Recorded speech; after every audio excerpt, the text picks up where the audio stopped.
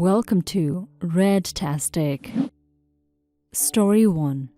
Ever since I, 22 female, was young, I had always wanted a nature-themed wedding. I favored yellow, green, gold and brown. Something that would blend with the natural settings. So for my wedding, I picked yellow and gold for the women and beige and brown tuxedos for the men. My wedding dress was white since I'm the bride, while my bridesmaids were a light shade of yellow. They all said it made us look like forest fairies and it suited everyone except one person.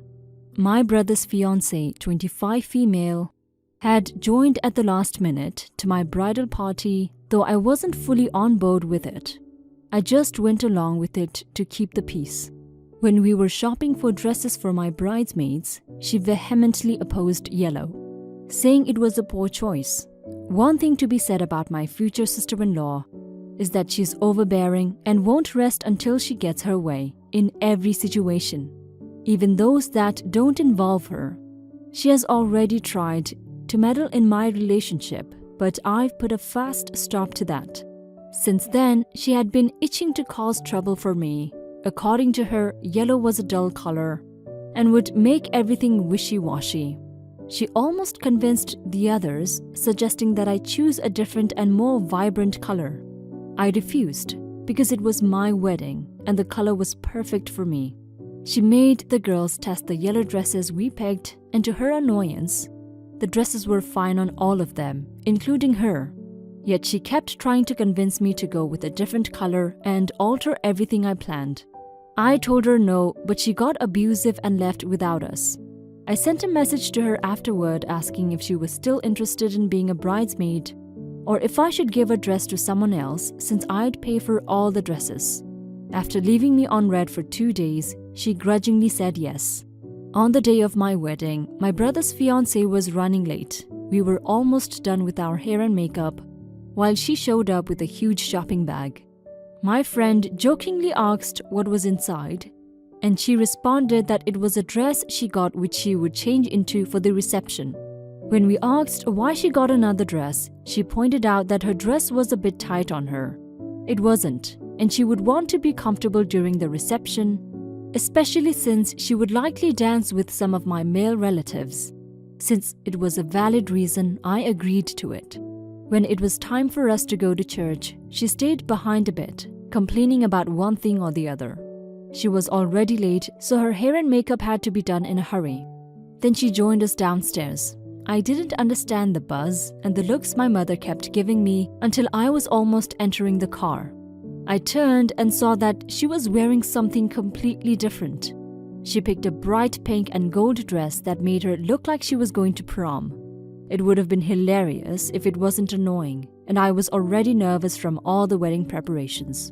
Although I was asked to ignore her, I went over to where she stood, discussing with some of my friends, and asked her what she thought she was doing. She told me that she had tried on a bridesmaid dress at home and did not like how the color made her look ugly and sickly. I pointed out that others were wearing it, and since she had almost the same skin coloring as my friend, how come it didn't make my friend look ugly? I politely told her to change to the dress I paid for, but she refused, making excuses that her dress had gold in it, and isn't gold one of my wedding theme colors. I insisted that she go and change, but she began shouting and crying, claiming that I was bullying her into doing what I wanted. I got upset and called on security, ordering them to escort her out. She didn't stop there though. She started yelling at me, threatening to call my brother to leave the wedding. She made condescending remarks about my bridesmaids, accusing me of picking the ugliest color because I wanted to stand out alone and that I was jealous because I knew she was more beautiful. It was an embarrassing scene for me since it was my big day. My bridesmaids are mostly my closest friends and my cousins, so I know her words didn't affect them, plus the dresses looked quite great on them. My wedding went smoothly, although I occasionally caught the eye of my brother, and he didn't look very happy that his fiancée was noticeably absent. Now I'm on my honeymoon and every day I wake up to strings of awful texts and voicemails. My brother is not talking to me because he claimed I embarrassed his fiancée over something minor. I even heard my cousin say I overreacted and went overboard and could have just let her be. Am I the a-hole for reacting the way I did? Update. My brother and his fiancée have officially uninvited me from their wedding, which they haven't set a date to yet. My mom is embarrassed about it all and has tried to make peace, but I don't care. My brother and his fiancée have always been bossy, and I've cut them off from my life for good. They almost ruined my wedding, and now they're trying to disrupt my honeymoon with all the negativity. You're not the a-hole, OP. Your brother and his fiancée are perfect for each other. The fact that your brother didn't understand that his fiancée was being an a-hole for insisting on wearing a dress that you didn't approve of for your bridesmaids makes him just perfect for her. You did absolutely nothing wrong. It was your day. If she didn't want to wear the bridesmaid's dress that you picked, she should have opted out of the bridal party and become a guest, but she didn't do that. She chooses to create a scene to make you surrender to her, and when you don't, she throws a tantrum. Pay no mind to them uninviting you to their wedding. You don't need people like them in your life anyway. Story 2. I'm sorry in advance if this is confusing. I'm pretty confused right now too. My boyfriend Nick and I have been in a long-distance relationship for almost 2 years. He lives in New York and he comes to town to visit me whenever he can. We talk online and we text every day though. We had been recently talking about me moving to New York to be with him. Last night, I went to a private screening of Thor, great by the way, that was nearly an hour away from where I live, in another part of town. After the movie, walking back to my car, I see my boyfriend Nick inside a TGIF with a blonde woman and a kid. He looked up, saw me glaring at him, gave me a quick smile and kept with his conversation. I lost it. I ran into the restaurant pretty much screaming at him. Nick! Nick! I screamed. He didn't answer. He didn't even look at me. When I got to his table, I addressed him directly. Nick L., I said to him. He just calmly looked at me and asked me to calm down because I was scaring his daughter. And he said that I was mistaking him from someone else. He said that he wasn't Nick L., he was Greg H., and that was his wife Jennifer H. and his daughter Lisette H. I called bullshit. I told him that he was a liar and a cheater. I told his wife that he and I had been dating for nearly 2 years. He said that he lived in New York and he wanted us to live together.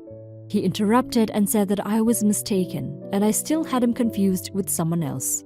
He was calm, collected, his wife had tears in her eyes, and his daughter looked scared too. I pulled out my phone, I called him. He pulled out his to show me that it didn't ring. It was a different phone. Nick uses Android, this was an iPhone. Nick had told me before that he would never buy an Apple product. So I started showing them pictures. His wife actually started to cry. So did the daughter. Greg didn't even flinch. He asked to look at my phone. He flipped through a couple of pictures and said that it was really fascinating. He had heard that everyone had a doppelganger, but he had never in a million years thought that he would see his. I snatched my phone and yelled at him again. That is a lame excuse. He pointed to the glasses. He said that he didn't wear glasses. He had perfect vision. I always joked about Nick being Velma from Scooby-Doo because of how blind he was without his glasses. At this point, Greg told me that while this is all really fascinating, he was going to have to ask me to leave because I was upsetting his family. He gave me his email. He asked me to email him if I have any more questions. The manager ushered me out. Later that night, Nick called me. He apologized for not answering. He said he was in the shower. He promised that he and Greg aren't the same person. He said that if I loved him, really, I would trust him. He was mad and he hung up. This is where I'm now. I don't know what's real. Update. I tried to add Greg on Facebook using the email he gave me. He sent me a message. I will just paste it here. Hi Linda, I see that you used the email I gave you to Facebook stalk me.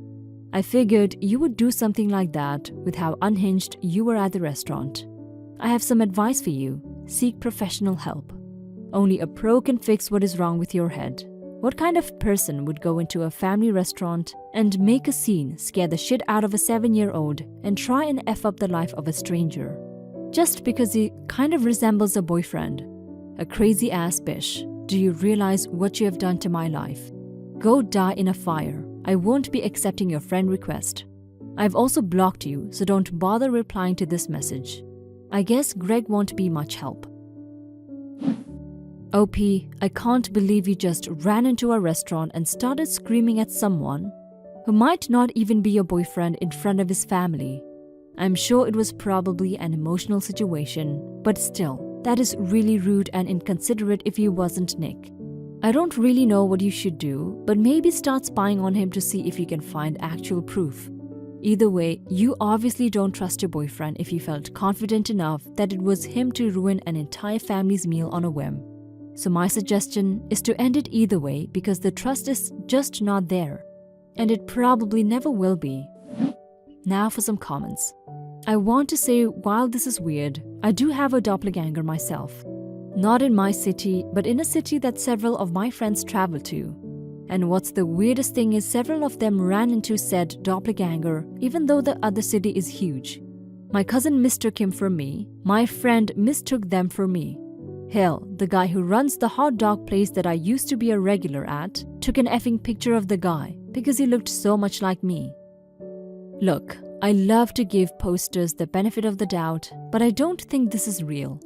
A brand new Redditor with an absolute shit show of a story that really denies plausibility too much. Assuming this is real, you went into a random restaurant, chewed out some random guy who happened to look like your boyfriend, scared a small child, and generally acted like a dick to everyone involved. I'm really not sure why, again, assuming this is real, it's even a problem. You either trust your boyfriend and Greg's very, very reasonable response, or you don't and you should break up anyways. I'm throwing this out there as an alternative option, though I don't know if I personally agree with it. Apologize to Nick, tell him you were just having a crazy stressful day and that you somehow convinced yourself they were the same people and you feel really silly about the whole thing. Then ride things out for a bit while you gather more evidence to confirm one way or another what really happened. Realistically, you should just break up, because this whole situation isn't worth your time. But I know at least for myself I would have to know for sure, otherwise it would bug me forever. Story 3. Last year my mother's husband, not my father, passed away. She was living in NC and couldn't afford her home and wasn't sure what to do. I offered to move her to PA. I bought a second home for her with a plan that she would subsidize the mortgage by paying whatever she could afford. I also paid for moving costs, installation of a fence for her dog, fireplace repairs, etc. She was absolutely looking forward to coming here. I wouldn't have bought a house if I didn't expect it would have been permanent. I would have opted for an apartment instead. My mother and I have never been that close, and I thought this would be a good opportunity for her to get to know me and my kids, not to mention build equity in a second home. She moved here in April and all has been great. Apparently, she has been talking to a guy from NC and had just spent the past month helping him through surgery.